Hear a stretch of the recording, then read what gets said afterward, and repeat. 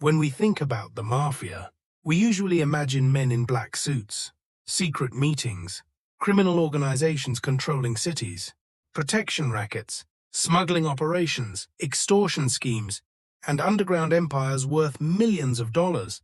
But stop for a second.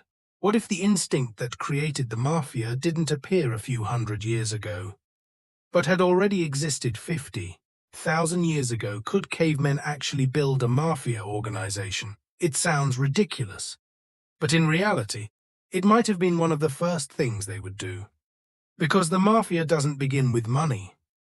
The Mafia begins with power, and power has existed ever since humans were living in caves. Now imagine we travel back 50,000 years.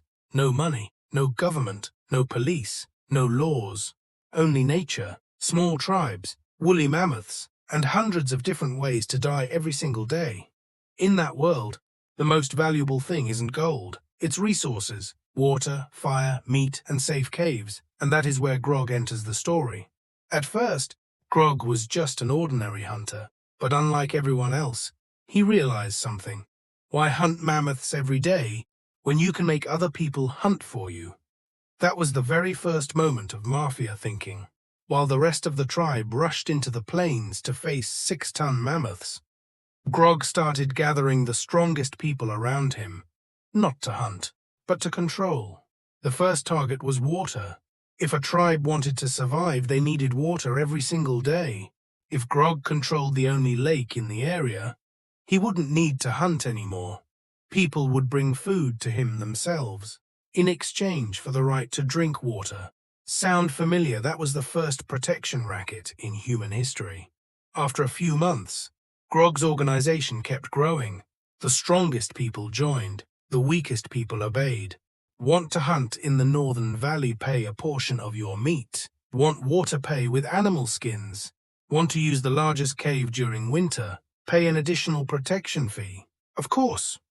Nobody called it the Mafia.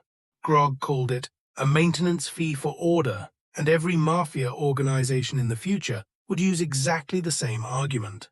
But then Grog discovered a problem. Controlling resources was good, but controlling fear was even better.